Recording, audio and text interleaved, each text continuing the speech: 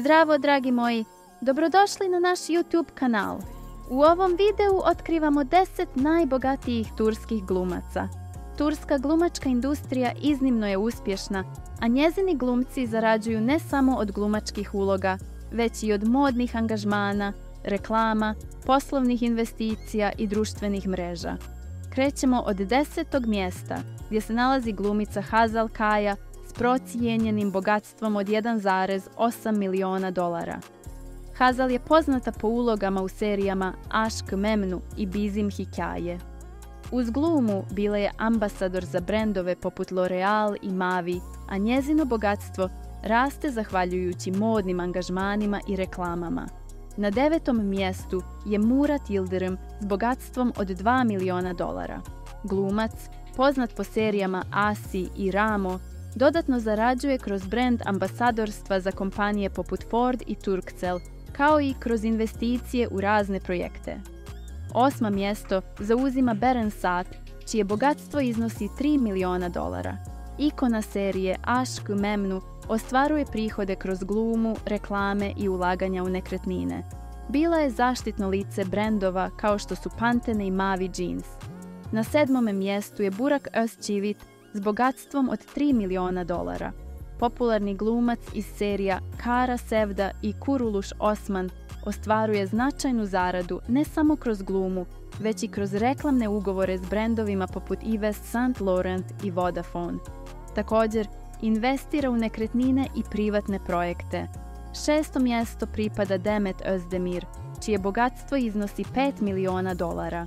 Glumica serija Erkenci Kuş i Doğduğun Ev Kaderindir ostvaruje dodatne prihode kao influencerica, promovirajući brendove poput Cotton i L'Oreal. Na 5. mjestu je Serenay Sarıkaya s bogatstvom od 6 miliona dolara. Popularna glumica iz serija Medcezir i Fi izgradila je i uspješnu modnu karijeru, surađujući s luksuznim brendovima i promovirajući Mavi Jeans i Pantene. 4. mjesto drži Hande Erçel s bogatstvom od 8 miliona dolara.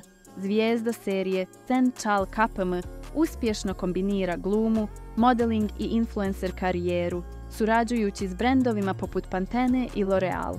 Također, ulaže u kozmetičke i modne projekte.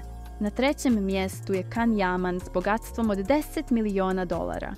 Ovaj globalno popularni glumac iz serija Erkenci Kuş i Bay Yanlış zarađuje od glume, reklama, društvenih mreža i ulaganja u nekretnine. Bio je zaštitno lice Peugeota i Nescafea. 2. mjesto zauzima Meryem Uzerli, poznata po ulozi Hürrem Sultan u Muhteşem Yüzyıl. S procijenjenim bogatstvom od 10 miliona dolara, Meryem zarađuje kroz influencing, luksuzne nekretnine i brand ambasadorstva. A na 1. mjestu je Kıvanç Tatlıtuğ s bogatstvom od 15 miliona dolara.